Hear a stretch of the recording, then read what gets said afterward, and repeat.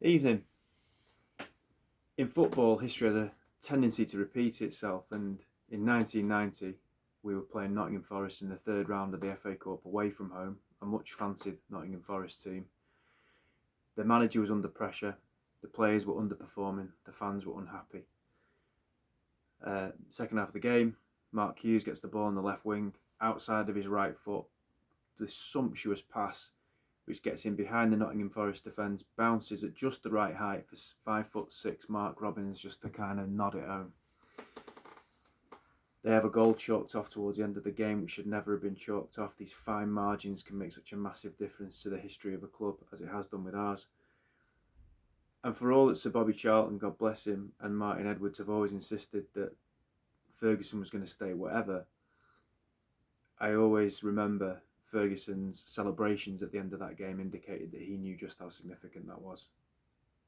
In nearly 30 years of watching United under Ferguson, that's the only time I've ever seen him respond to an FA Cup third round win like that. Fast forward 34 years, okay, it's the fifth round this time, but manager under pressure, away from home against Nottingham Forest, players underperforming, fans unhappy. And the vultures are circling Erik ten Hag. If we get beat tomorrow and our FA Cup run ends and we get pasted by City at the weekend, that for me probably speeds up the announcement of a decision that I suspect has already been made, as Gary Neville alluded to yesterday. Let's look at Erik ten Hag and the position he's in. I don't want to go on about it, but I have mentioned Mark Goldbridge a few times on my videos, and his crusade to keep Erik ten Hag in a job is becoming a bit more bizarre by the video that he does, by every video that he does. In that his reasoning, I haven't got a problem with him wanting Erik ten Hag to stay, but his reasoning is just weird. His reasoning is that we're just going to be repeating the same cycle that we've been repeating for the last 5, 6, 7 years. I don't see it that way. If the Glazers had sole control of the club and they were making the football decisions, and there was no football people in football positions at the club, as has been the case for the last 10 years certainly, and they sacked Erik ten Hag, then yeah, that's rinse and repeat of the same cycle, because it's the same people that are involved. And you can say what they're probably trying to do is a reactionary sacking to try and shift blame from them. And we would all say as fans, you keep sacking managers, but you're still here. The common denominator is you. What's happening at the moment is we've got football experts in football positions for the first time in 10 years. Omar Barada, hopefully Dan Ashworth. We're being told that those people are going to decide the style of play, decide who stays, who goes, the type of characters we want, the type of ethos and culture that we want. And they're going to get people in key positions at the club, and players as well, who fit that criteria. And if Erik ten Hag doesn't fit that criteria, they're not sacking him as a reactive move. They're sacking him as a proactive move to say he just doesn't fit what we want. And that's okay. That is not rinse and repeat of the same cycle, because it's different entirely. Phil Brown on Twitter, not the old Bolton manager, he's a United fan, I think he's got his own channel. He said, Ineos have got to look at it like this. If they just came into the club and the club didn't have a manager, would Erik ten Hag be the person they'd pick, given what they know about him? And I think that's a great point. And I don't think he would. So therefore, what he's got to do in these last few months of the season is pull up trees. He's got to convince them that no, I might not have been initially the right person, but can I convince you? To do that, he has to win tomorrow. Because I think if he's out of the FA Cup, the season's done. So it's a huge game for him tomorrow. There's mitigating circumstances for Ten Hag. When he came in, he didn't get the players he wanted. The players that needed to leave didn't leave. He's still left with quite a lot of them now. Subsequently, we were left with a wafer-thin squad in terms of quality. And we were playing every 3 days for the whole season with a core of about 14 players. And that's come back to bite us now. We haven't been able to rotate the squad because it's not good enough. So now the injuries are piling up, and we're seeing even more that the squad isn't good enough. He's had money to spend, but did he really sanction 85 million on Antony? Did he really sanction 60 million on Mount? If he did, then he's got to take accountability for that. I suspect those decisions were made higher up in terms of the money that was spent. And he is at the tail end now of 10 years of financial mismanagement, which has meant that FFP is making it very difficult for us. So much so that last January, when we needed a striker, we couldn't even loan in João Felix because it was cost us, I think, 7 million quid. So we had to get Wout Weghorst instead. Ridiculous.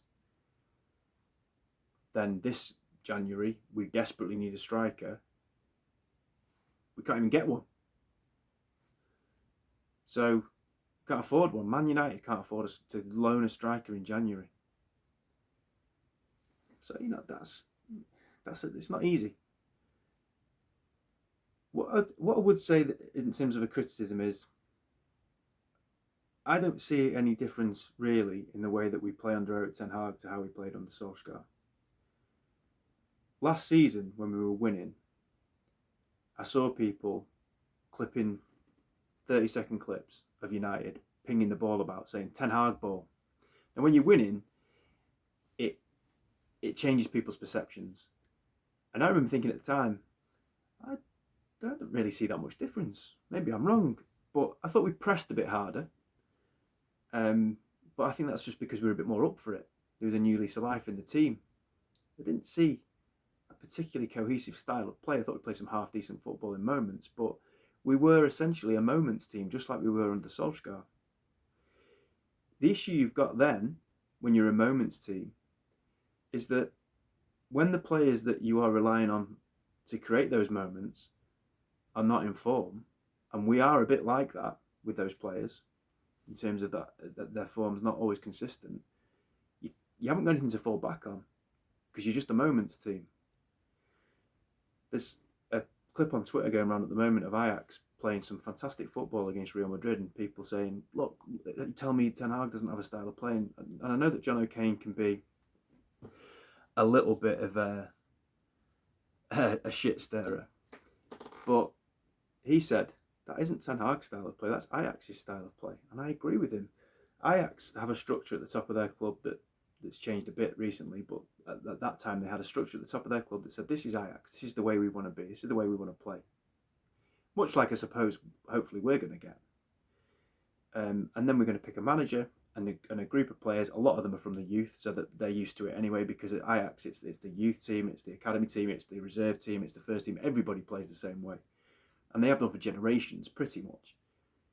Then we've got a manager, can you come and make that style happen for us? And he obviously did, so credit to him for that. But that's Ajax's style of play. I don't know, without looking, did Erik ten Hag play that way with Bayern Munich's reserve team? Did he play it with, was it Utrecht that he was with? Did he do it with Go Ahead Eagles? I'm not being facetious, it's a genuine question. I don't know if he did or not. He certainly hasn't imprinted a style on Man United. And for all the injuries we've had, and I know that's been difficult, I don't see his influence on this team after nearly 2 years of him managing it. And that's a problem. I don't think we need this pantomime as a fan base, though, of you have to be Erik ten Hag in, you have to be Erik ten Hag out. You can be somewhere in the middle. It's okay. You don't have to have a strong opinion either way, or you can see from both sides, and I can see both sides, and I'm quite opinionated. That's why I started this channel. But if he left, I wouldn't be gutted. If he stayed, I wouldn't be shouting for him to go. I can see both sides of the story. My concern is I don't know who replaces him. And that's what I want to talk about next. I'm really concerned that it's going to be Graham Potter. I really want Dan Ashworth as our director of football. I think he's the best in England at his job. And there was an article that I saw that indicated him and Graham Potter have got a very good relationship.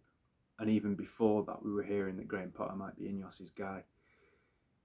I know that things are changing, and as I said before, the CEO and the director of football are deciding the style of play and who comes and who goes and that. But Man United, it's not Dan Ashworth who's going to be asked the post-match, not going to be in the post-match press conferences and the pre-match press conferences and have his every word scrutinised to within an inch of its life. It's not Dan Ashworth whose face the camera's going to pan to every time we concede a goal. It's the manager. And to manage Man United, you have to have a certain stuff about you. It can suck the life out of you. Look how old David Moyes looked after he left United. Look how much he aged in 10 months. So when I look at Graham Potter at Chelsea, as he was coming towards the end there and he was really struggling, he just started talking nonsense in press conferences. And I know that's what happens when you're struggling, but that's Chelsea. United are on a whole new level to Chelsea in terms of the micro-analysis of you. You've got to be able to handle that. And no United fans will get on his back if he's appointed. We'll be the opposite of that. We'll try and support him, but I think the vast majority of us would say he's not the right person, and there'll be an undercurrent of that, and it won't have to make too many mistakes before people start going, "Ah, you see, he ain't the right person." It happened with Moyes. It's David Moyes Mark II for me. And then if it goes wrong, which I think it will, Ineos have started their tenure as the football board at Man United with a really poor appointment, and it can snowball, unfortunately. So I don't see him being the guy. Who is? That's the problem. Who knows? I think if you ask me, right, make a shortlist. Don't think about criteria or style of football or anything. Just make a shortlist of any decent manager that's out there that's attainable for Man United at the moment. Anyone. I'd really struggle to make a shortlist. But we're tightening that criteria even further by saying it's got to be a guy who's going to fit the Ineos ideology. Now, I think it's great that we're going to have an ideology. We don't know what it is yet. I might not agree with it, but it's good that we've got one because we haven't had one before. But it narrows down your options. So, for instance, Diego Simeone is someone I've spoke about before. He won't fit that ideology, I don't think. So you rule him out. But I look and think, I just don't know who's out there. The issue we've got loads of issues. One of the issues we've got is when you look at Ferguson's the blueprint. Ferguson's teams could do a bit of everything. I remember Paul Scholes was asked what was Fergie's style of play, and he said it was winning. It's so right. If you wanted to have a scrap with us, we'd have a scrap with you. If you wanted to try and attack us, we'd counter-attack you. If you sat off us, we'd find a way of breaking you down. We could pass the ball around with efficiency. We could be patient. We could play at pace. We could do a bit of everything without needing a style of play. We could be a moments team. But this current team, they're not good at anything. They're not good at keeping the ball. They're not good at soaking up pressure. We crumble whenever anyone really attacks us. We're soft as shit if it comes to a physical battle. Probably the one thing that we've got going for us is we're pretty decent on the counter-attack against certain teams that go in naively and are stupid against us. Yeah, we can kill teams like that. But those teams are few and far between. I go back to the style of play. We're a moments team. It's not sustainable. And we're seeing that. And back to tomorrow, no disrespect to Nottingham Forest, United should never go into a game against Nottingham Forest as underdogs, and yet we are. For me, I said a couple of weeks ago, for us to have any chance of getting top four and winning the FA Cup or getting to the latter stages of the FA Cup, we need 5 unreliable variables to be reliable and stay fit. And those players are Varane, Martinez, Shaw, Casemiro and Rasmus. And one of them is fit. And it was 2 weeks ago when I said it. So we haven't got a left back. We haven't got a striker. Our talisman, Bruno, who could dig you out of a situation like this because he's so talented, is not firing at all. It's like playing with 10 men when we play with Marcus Rashford, as I'm sure he will do again tomorrow. I don't see a team that we can put out there tomorrow that can win that game. And that's the mess that we're in. If we don't win that game, and it goes as I fear it will go on Sunday against City, I think the writing is on the wall. I think it might be anyway for Ten Hag. But there's no straightforward solutions here. Because I don't see people out there that are going to come in and do a far better job. So we're in a bit of a tricky position. So let's hope we win tomorrow. Glazers out.